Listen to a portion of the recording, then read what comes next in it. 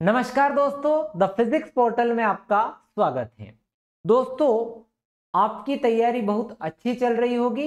इस वीडियो में हम पढ़ने वाले हैं दूरी एवं विस्थापन के बारे में। सबसे पहले हम कंसेप्ट समझेंगे और उस कंसेप्ट से रिलेटेड बहुत सारे प्रश्नों की प्रैक्टिस करेंगे। तो आइए शुरुआत करते हैं। सबसे पहले हम दूरी को समझने का प्रयास करें। दोस्तों, वास्तव में दूरी क्या है? तो दूरी वास्तविक पथ की लंबाई है। दूरी क्या है? तो दूरी वास्तविक पथ की लंबाई है। पहली चीज, दूरी क्या चीज है? तो दूरी वास्तविक पथ की लंबाई है। देखो, समझने का प्रयास करते हैं। हम लोगों ने यहां से मान लो चलना प्रारंभ किया, हम ऐसे चले ऐसे चले ऐसे चले, ठीक। आप चले A B C D E F, तो क्या होगा? आप पहले चले ए बी, फिर चले बी सी, फिर चले सी डी, फिर चले डी ई, फिर चले ई एफ। दूरी क्या हो रही है? ऐड हो रही। आप जितना पथ चलते हैं उस पथ को आपको ऐड कर देना है। तो दूरी क्या हो गई? वास्तविक पथ की लंबाई को दूरी कहते हैं। और दूरी क्या हो रही है? जुड़ते जा रही है, बढ़ते जा रही है। अर्थात दूरी सदैव क्या होगी? दूरी जो है सदैव धनात्मक होगी। दूरी सदैव धनात्मक होती है। ये सब आपको पता है, बचपने से पढ़ते आ रहे हैं। दूरी सदैव धनात्मक होती है, ठीक। ये सामान्य सी बातें करते चल रहे हैं पहले शुरुआत में। तो दूरी क्या है? वास्तविक पथ की लंबाई है। दूरी सदैव धनात्मक होती है। इसका मात्रक आप लोगों को पता है। दूरी को हम लोग मीटर में मापेंगे, तो दूरी का मात्रक मीटर हो गया। इसकी विमा की अगर बात करें तो दूरी की विमा हो जाएगी एल, ठीक। और दूरी जो है अदिश राशि, ठीक है। दूरी में दिशा का कोई रोल नहीं है, तो दूरी अदिश राशि। दूरी में केवल परिमाण होता है, दिशा नहीं। तो दूरी अदिश राशि, ठीक। आगे बढ़ाते हैं चीजों को। अब आते हैं विस्थापन। विस्थापन समझते हैं। दोस्तों, हम मान के चलें कि आप किसी पॉइंट से चलना प्रारंभ कर रहे हैं। वो पॉइंट आपका x1 है। जब आपने चलना प्रारंभ किया उस समय है आपका t1। फिर आप पहुंचे दूसरे बिंदु पर, उस समय आपका समय है t2, ठीक। आपकी पहले बिंदु की स्थिति है x1 और दूसरे बिंदु की स्थिति है x2। पहले विस्थापन होता क्या है? देखो, विस्थापन अगर मैं बहुत आसान शब्दों में कहूं तो एक टाइप का शॉर्टकट है। भाई, हम ऐसे समझो कि कोई व्यक्ति यहां से चलना प्रारंभ कर रहा है, ऐसे गया ऐसे गया, ठीक है। यहाँ ए बिंदु, ये बी बिंदु और ये सी बिंदु। अब दोस्तों, आप इस बात को समझिए कि वो ए बी सी ये तो सड़क है। सामान्यतः आपको ये चीज दिखाई दे रही है कि ये ए बी सी क्या है? तो ये ए बी सी सड़क है। अब ये ए बी सी जो सड़क दिख रही है आपको, जिससे वो चल के गया ऐसे ए बी सी, पर अगर शॉर्टकट में जाना हो तो ऐसे जाएगा। अब इससे कोई फर्क नहीं पड़ता है कि यहाँ क्या चीज है, यहाँ किसी का घर हो कुछ भी हो, उससे हमें कोई लेना देना नहीं है। हमें तो चाहिए शॉर्टकट। शॉर्टकट यानी अर्थात प्रारंभिक और अंतिम बिंदु के बीच की न्यूनतम दूरी। प्रारंभिक व अंतिम बिंदु के बीच की न्यूनतम दूरी। बिंदु के बीच की न्यूनतम दूरी, कम से कम दूरी जो है न्यूनतम दूरी। तो प्रारंभिक और अंतिम बिंदुओं के बीच की न्यूनतम दूरी विस्थापन, या फिर शॉर्टकट विस्थापन। कभी कभार हम ऐसे भी बोलते हैं कि किसी वस्तु द्वारा एक निश्चित दिशा में तय की गई दूरी को विस्थापन कहते हैं। अर्थात विस्थापन में दिशा का जिक्र होगा, इसीलिए विस्थापन याद रखिएगा, विस्थापन सदिश राशि, ठीक है। फिर मैं मेरी बात पर लौटता हूं। मैं कह रहा हूं कि x1 बिंदु से चलना प्रारंभ किया और पहुंच गए x2 बिंदु पर। तो अब आपको x1 और x2 के बीच का विस्थापन चाहिए। तो x1 और x2 के बीच का अगर आपको विस्थापन चाहिए तो क्या लिखेंगे? तो x1 और x2 के बीच का विस्थापन चाहिए तो हम लिखेंगे विस्थापन क्या हो जाएगा? x2 माइनस x, ठीक है। ये आपका अंतिम माइनस प्रारंभिक बिंदु, ठीक। अब देखो यदि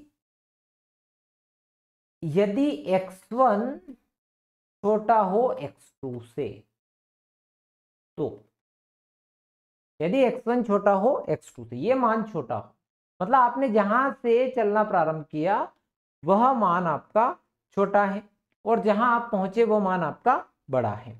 इसका मतलब जो x2 माइनस x1 आएगा वो क्या आएगा, धनात्मक, अर्थात विस्थापन क्या होगा, धनात्मक होगा।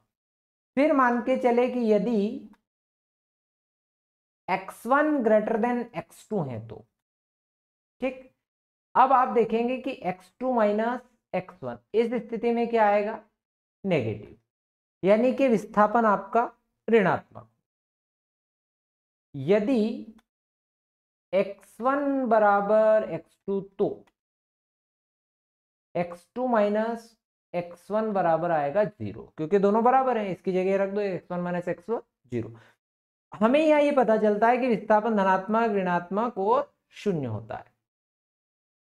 सामान्य बात यह है कि अगर आप लौट कर आ गए पुनः, जहां से चले, मान लो अभी x1 से चले और घूम कर वापस x1 बिंदु पर आ जाते हैं, x1 से चले और घूमकर वापस x1 बिंदु पर आ जाते हैं, तो आपका विस्थापन क्या हो जाएगा, शून्य हो जाएगा। और आप x1 पर आ गए, ठीक है, आप x1 पर आ गए और वापस आपने ऋणात्मक दिशा में चलना प्रारंभ कर दिया, तो विस्थापन ऋणात्मक होगा। तो हमें यह एक चीज सीखने को मिली, विस्थापन धनात्मक, ऋणात्मक और शून्य होगा। ठीक, विस्थापन सदिश राशि है, विस्थापन प्रारंभिक और अंतिम बिंदुओं के बीच की न्यूनतम दूरी है। बहुत सामान्य सामान्य सी बातें कर रहे हैं हम। अब हम इन्हें डिफरेंस के फॉर्म में भी देखते हैं, दोनों चीजों को डिफरेंस के फॉर्म में देखते हैं कि दूरी क्या चीज है। तो मैंने आपको दूरी बताया कि वास्तविक पथ की लंबाई है, वास्तविक पथ की लंबाई, और विस्थापन दो बिंदुओं के बीच की क्या है, न्यूनतम दूरी, दो बिंदुओं के बीच न्यूनतम दूरी है भैया। पहले पूरा कंसेप्ट क्लियर करो आप लोग, फिर क्वेश्चन करोगे तो चीजें आएगी। आप लोग समझ रहे हो कि ये तो छोटे बच्चे जैसे आप हमें सिखा रहे हो, नहीं, कंसेप्ट एक एक चीज समझेंगे, उसके बाद आप सॉल्व करेंगे तो ही आपके सवाल बनेंगे परीक्षा में कि उड़ जाएंगे ऊपर से। तो वास्तविक पथ की लंबाई जो है वो है आपकी दूरी। दूरी के लिए मैंने कहा सदैव धनात्मक होती है, विस्थापन धनात्मक, ऋणात्मक और शून्य होता है। ठीक है भैया, दूरी जो है आपकी, है ना, दूरी जो है वो अदिश है और विस्थापन आपका सदिश है। अब दूरी जो होगी हमेशा विस्थापन से बड़ी होगी या बराबर, और विस्थापन हमेशा दूरी से छोटा होगा या फिर बराबर होगा। ये सबसे महत्वपूर्ण पॉइंट। दूरी सदैव विस्थापन से बड़ी या बराबर होगी और विस्थापन सदैव दूरी से छोटा या बराबर होगा। अब यहां ये वाली कहानी हो गई। अब हमें यह सोचना है कि क्या विस्थापन शून्य होता है, और तो विस्थापन शून्य होता है तो कब होता है। ठीक है, तो विस्थापन शून्य कब होगा, ठीक है, विस्थापन कब शून्य होगा, तो जब कोई वस्तु, ठीक है, जिस बिंदु से चलना प्रारंभ करे और पुनः लौटकर उसी बिंदु पर आ जाए। जब वस्तु, ठीक है, किसी बिंदु से चलना प्रारंभ करे और उसी बिंदु पर लौटकर आ जाए, अर्थात उसका जो प्रारंभिक बिंदु है वह अंतिम बिंदु एक ही हो, प्रारंभिक व अंतिम बिंदु एक ही हो, तो विस्थापन शून्य हो जाएगा।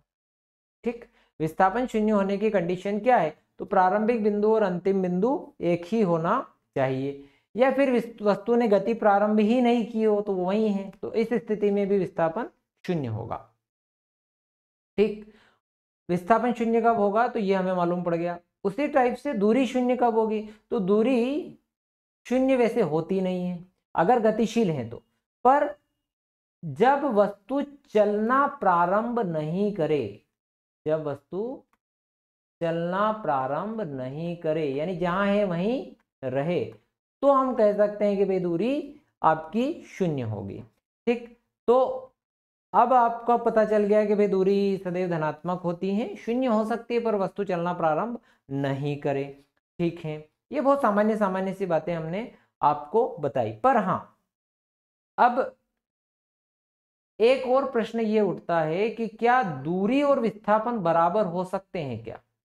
ठीक है, दूरी और विस्थापन बराबर होंगे क्या? दूरी विस्थापन के बराबर हो सकती है क्या, ये प्रश्न है।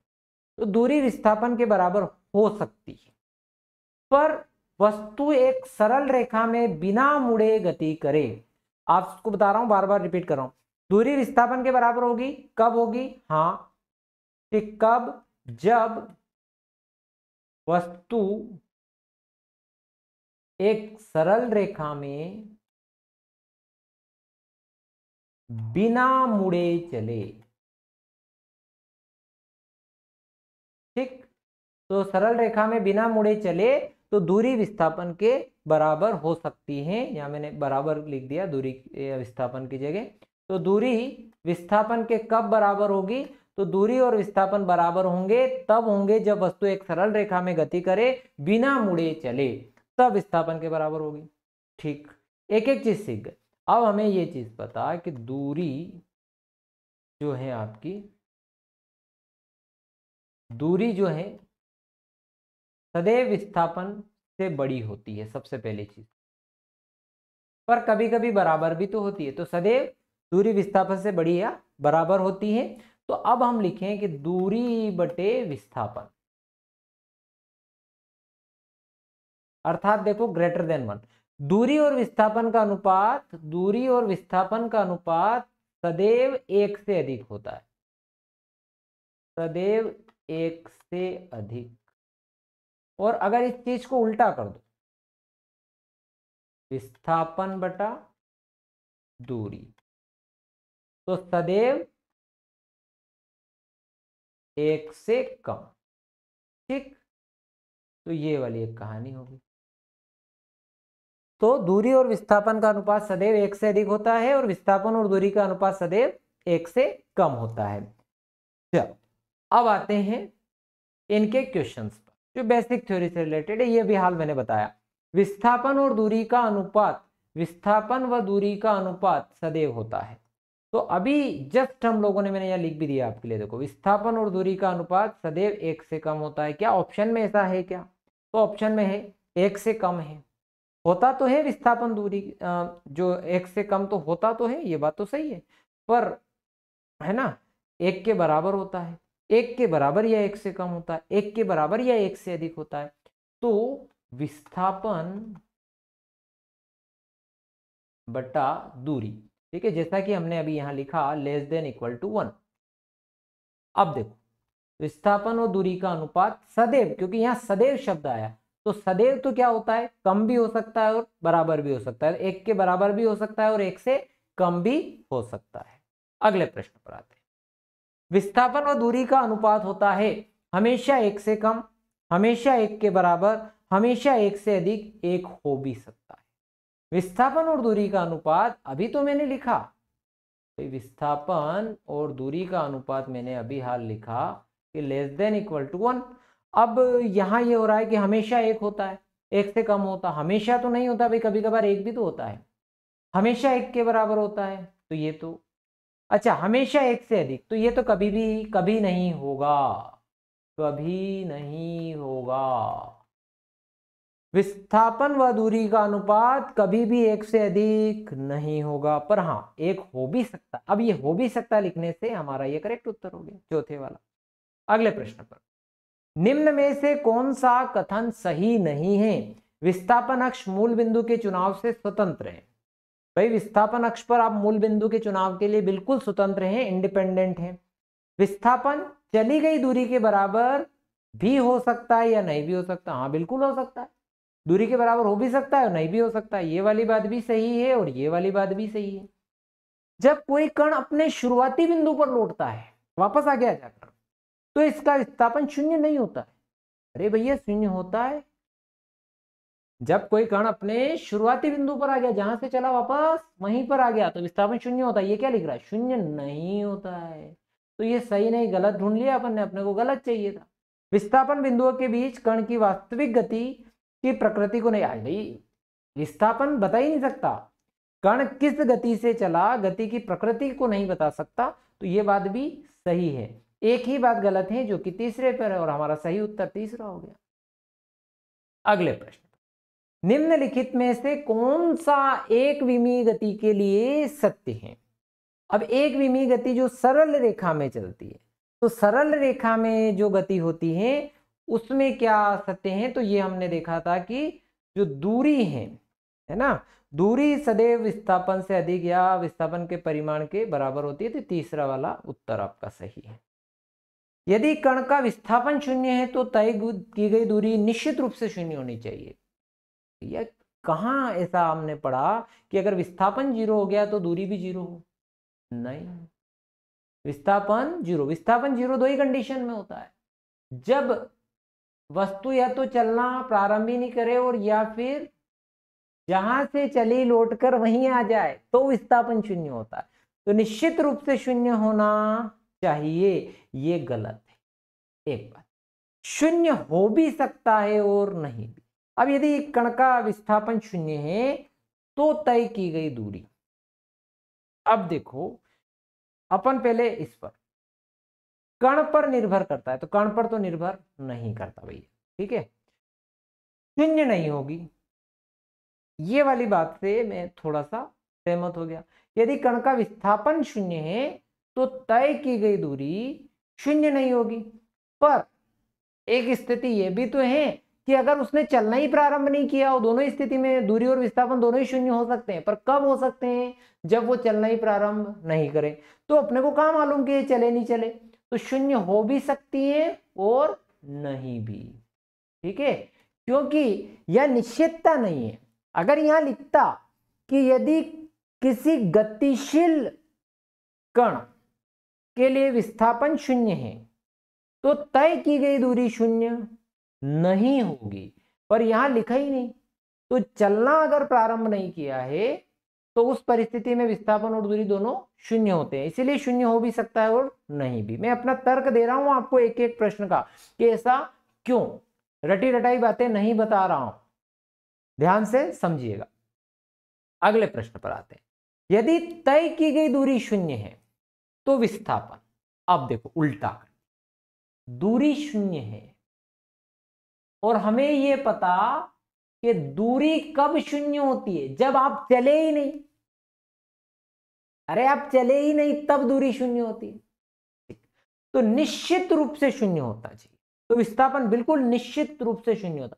0 हो भी सकता वाला मामला बनता नहीं, 0 नहीं होगा मामला बनता नहीं, कण पर निर्भर होता है मामला बनता नहीं, तो क्या सही है? निश्चित रूप से 0 होगा ही होगा, ठीक। ये वाली प्रश्न देखो, ये थ्योरी बेसिक कॉन्सेप्ट की जो थ्योरी है उससे मैं आपको एक एक क्वेश्चन बता रहा हूं।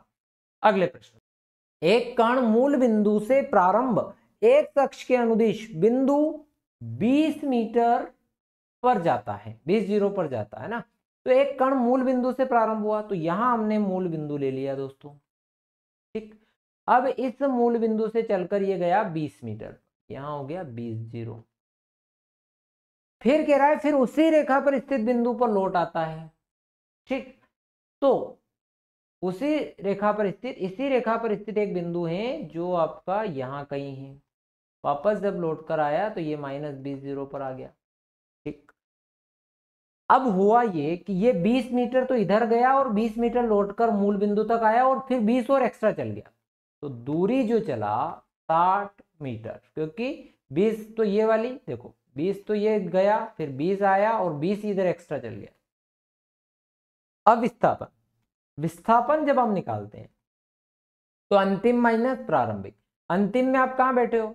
-20 पर, प्रारंभ में कहां थे? शुरू में 0 पर, तो -20।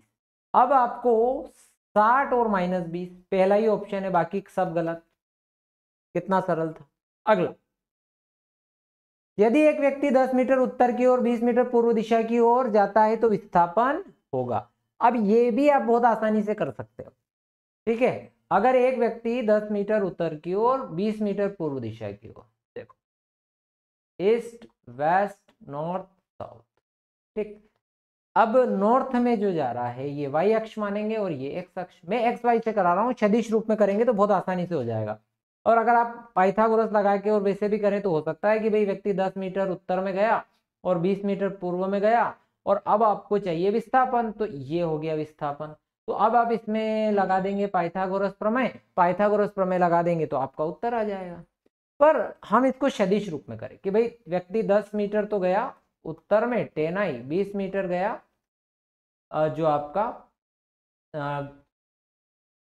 10 मीटर तो ये गया है उत्तर में, है ना, उत्तर में गया यानी कि y अक्ष के साथ तो 10j, और 20 मीटर ये पूर्व में गया यानी x अक्ष के साथ यानी 20i।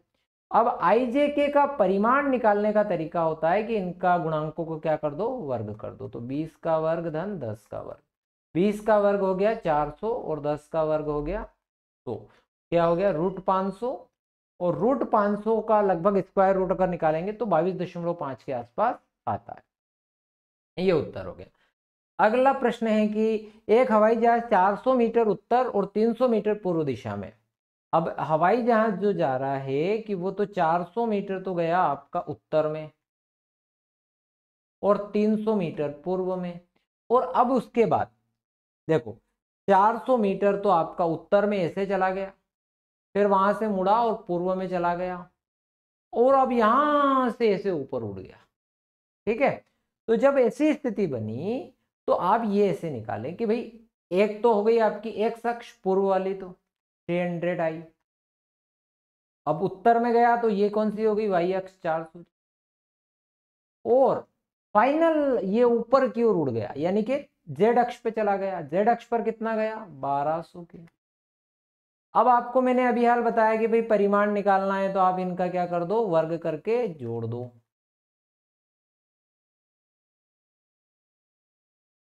दोस्तों अब मैं सीधा निकाल रहा हूं ये, भाई आप 00 का स्क्वायर करेंगे तो 00 आई जाएगी तो वो डायरेक्ट कर देंगे। तो 3 का वर्ग 9, 16, 144, ठीक, 25, 169 कितना 13 और डबल 1300 मीटर की ऊंचाई पर, मतलब उसका विस्थापन होगा कितना होगा, 1300 मीटर का विस्थापन।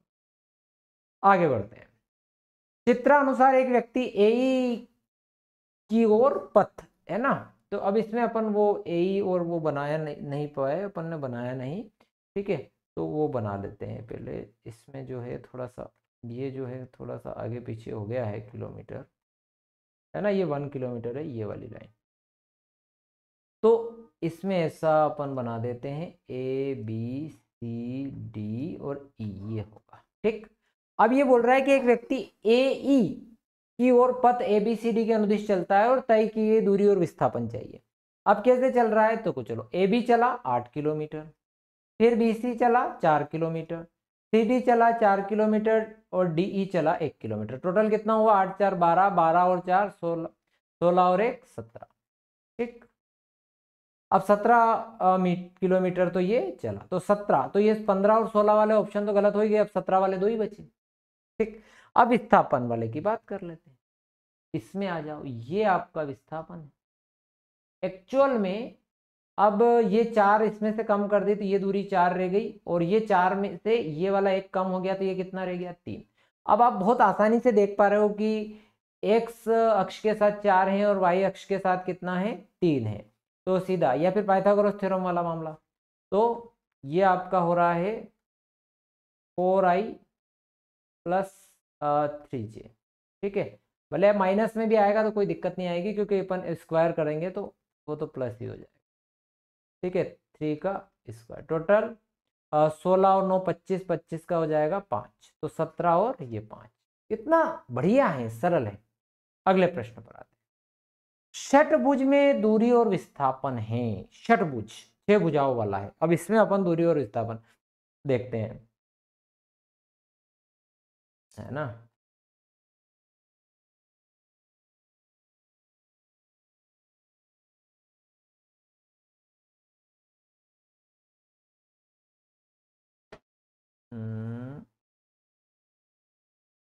चल अब अपन इसको नाम दे देते हैं, यहां से अपन क्या प्रश्न बनाना सीख रहे हैं, बहुत सारी चीजें क्लियर हो जाएगी। इसको अपन नंबर दिया A, ये B, ये C, ये D, ये ई, ये एफ और वापस। ठीक, अब हमको चाहिए यहाँ,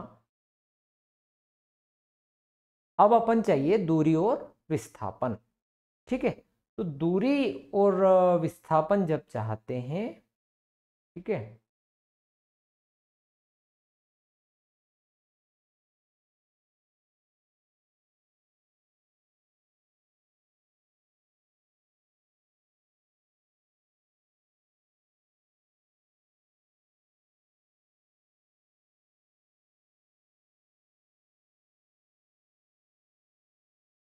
अब हम चाहते हैं, देखो इस प्रश्न यहाँ अपन चाहते हैं दूरी और विस्थापन। अब दूरी और विस्थापन चाहते हैं, इन सब षटभुज की भुजाओं को अपन ए मान ले, इन सब की लेंथ अपन ने ए, सभी भुजाएं ए। ठीक, अब अपन चले ए से बी, आप चले ए से बी। अब मैं यहाँ एक टेबल टाइप बना देता हूँ, पहले यहाँ पथ, फिर दूरी, और यहाँ हो जाएगा विस्थापन। ठीक,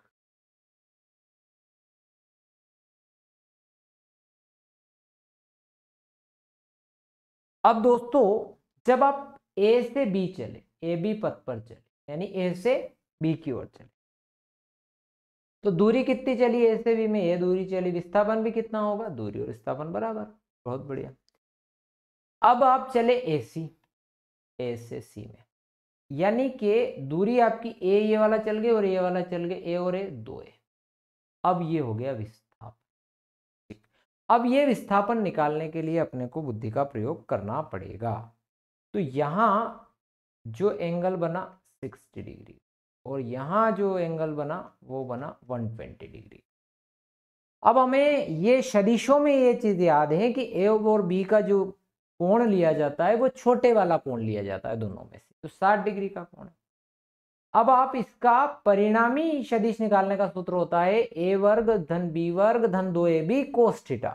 ठीक, आप लोगों को याद नहीं हो तो आप लिख लीजिएगा ये वाला फॉर्मूला कि परिणामी सदिश निकालने के लिए ए वर्ग बी वर्ग धन 2ab कोस थीटा। अभी थोड़ी देर पहले भी हमने इसी का प्रयोग किया था, वो ए वर्ग धन बी वर्ग, क्योंकि वो 90 डिग्री का कोण होता है ना, उसमें जहां 90 का होता है तो कोस 90 तो ए वर्ग धन बी वर्ग हो जाता है, पर जहां कुछ एंगल आ जाता है तो फिर आप ए वर्ग धन बी वर्ग धन 2ab कोस थीटा लेंगे।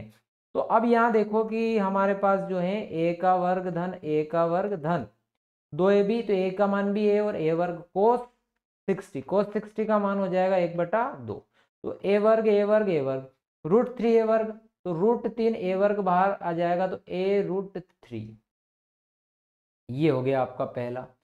फिर हम आते हैं अगले पात पर, से डी, ए डी, तो ए डी पर आए तो कितने चल गए, ए 3a चल गए। अब जो आपका विस्थापन हो रहा है वो ये वाला हो रहा है। ठीक, अब जब आप विस्थापन देख ही रहे हैं तो एक कहानी और आपको पता होनी चाहिए। वो कहानी क्या है कि जब आप षटभुज को इस तरह से, इनके जो विकर्ण हैं इन पर इस प्रकार से लाइनें खींचे और आप देखेंगे तो ये भी ए होगा, ये भी ए होगा, ये भी ए होगा, ये भी ए होगा, ये भी ए होगा, ये भी ए होगा, सारे षटभुज। अर्थात इनकी जो अंदर वाली ये सारी चीजें हैं, ये यहाँ से ये यहाँ तक, जैसे ओ ए, ओ सी ए, ओ बी ए, सब दूरियां बराबर होती है, तो ए और ए मिलाकर कितना हो रहा है, 2a। तो हमारा विस्थापन हो गया यहाँ पर 2a। फिर आप लौट आए ए डी के बाद अपन चले ए ई पर, बताओ ए ई में कितना है।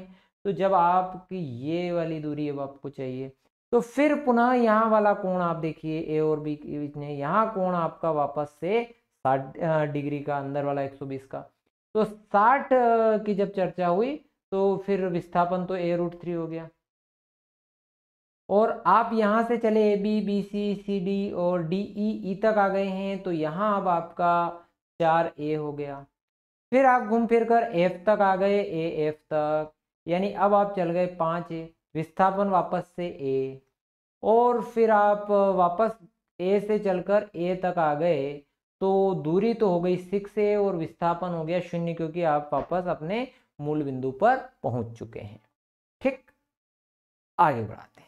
अब वृत्तीय गति की चर्चा करें और वृत्तीय गति की आप बात करें, तो जब वृत्तीय गति की हम बात कर रहे हैं, है ना, जब आप वृत्तीय गति की बात कर रहे हैं तो देखें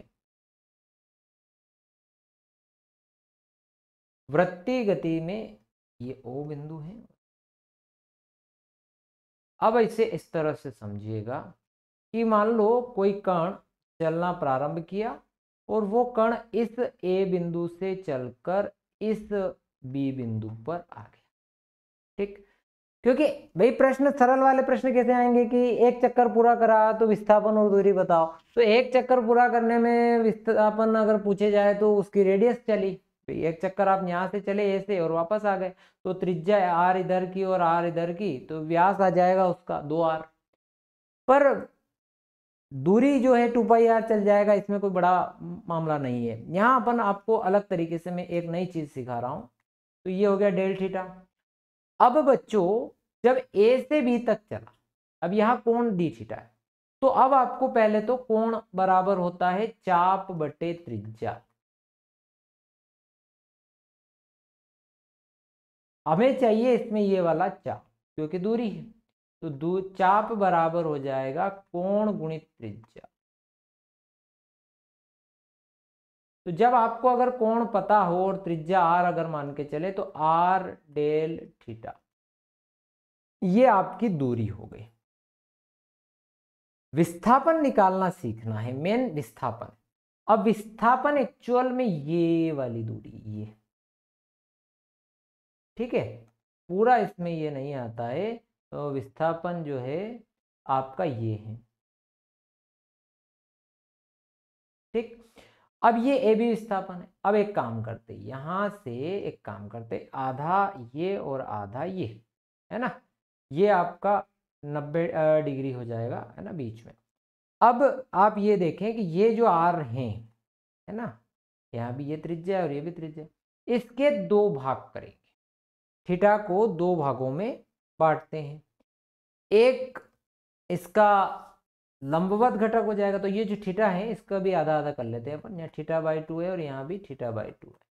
तो अब इसका मैं पहले ट्राइंगल अलग से बना देता हूँ कि ये यहाँ समझ, इसमें ये जो कोण है ना इसको आधा यानी θ/2, और इस आर के हम दो भाग कर रहे हैं। तो एक जो थीटा के साथ आएगा यानी ये वाली जो रेडियस आएगा, तो ये आएगा आर कोस थीटा, और जो थीटा के साथ नहीं है वो आएगा आर साइन थीटा। ऐसा ही आर साइन थीटा ऊपर और आर साइन थीटा नीचे आएगा, तो यानी आर साइन θ/2 आर साइन θ/2, ये दोनों अगर आप जोड़ दें तो ये आर साइन θ/2 है और ये भी आर साइन θ/2 है, और दोनों आर साइन θ/2 जुड़कर क्या बनाएगा 2r साइन θ/2।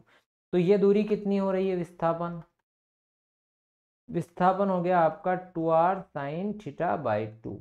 अगर बाई चांस आपको वृत्तीय गति दे दे और थीटा कोण दे दे, तो कोण का मान रख के आप बहुत आसानी से विस्थापन और ये जो है दूरी ज्ञात कर सकते हैं। मान के चले कि आप लोगों को एग्जाम के अंदर जो है,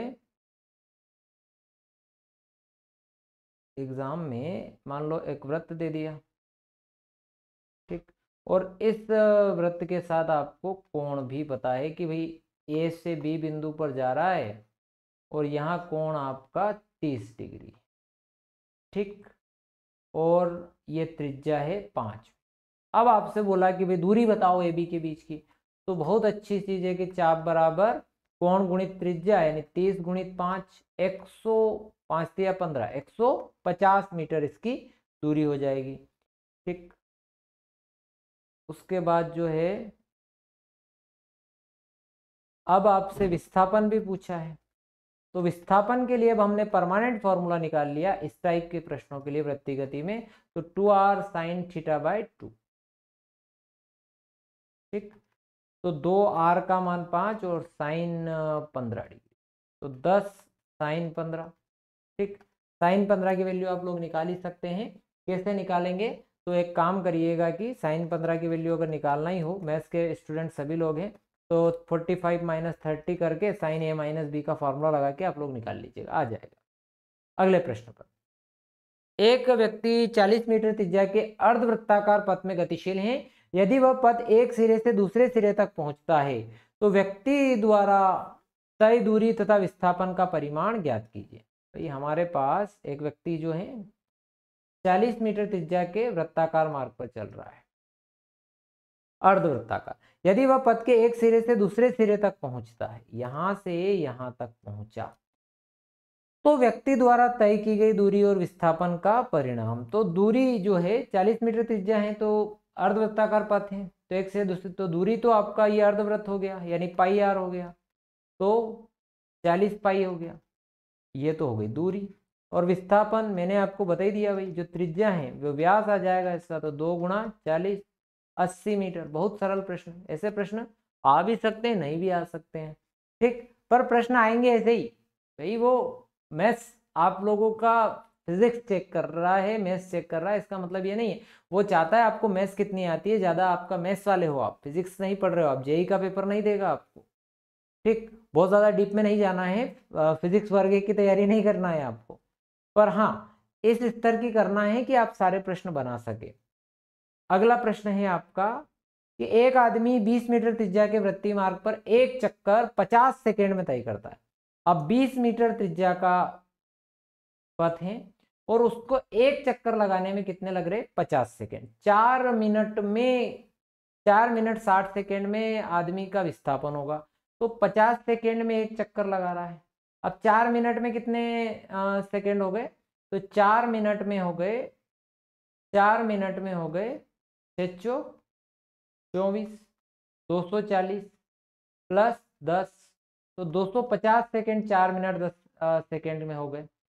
अब 50 सेकेंड में एक चक्कर लगाता है, अगर वो 4 चक्कर लगाए तो एक चक्कर लगाने में उसको लग गए 5 चौक 20, 200 सेकेंड, और 5 चक्कर लगाए तो 5 5 25, 250 सेकेंड उसको लग गए। तो 5 चक्कर लगाने में वो पूरा घूमकर जहां से चला वापस वहीं आ रहा है, 250 सेकेंड में जहां से चला वहीं आ रहा है, अर्थात उसका विस्थापन क्या हुआ, 0 हुआ। मैंने सभी टाइप के प्रश्न इसमें शामिल किए हैं दूरी और विस्थापन से, और अगर आपने पूरा वीडियो और ध्यानपूर्वक चीजें देखी है तो मुझे लगता है कि आपका दूरी विस्थापन का कोई भी सवाल आ जाओ गलत नहीं होगा। दोस्तों अगर आपका प्यार मिला तो मैं बता रहा हूं कि मैं आपको 100 200 प्रश्न प्रैक्टिस के लिए भी दे दूंगा यूनिट वाइज। तो दोस्तों अगर वीडियो पसंद आया हो तो चैनल को सब्सक्राइब कर देना और अपने दोस्तों के साथ शेयर करना मत भूलना। थैंक यू वेरी मच, मिलते हैं नेक्स्ट वीडियो में।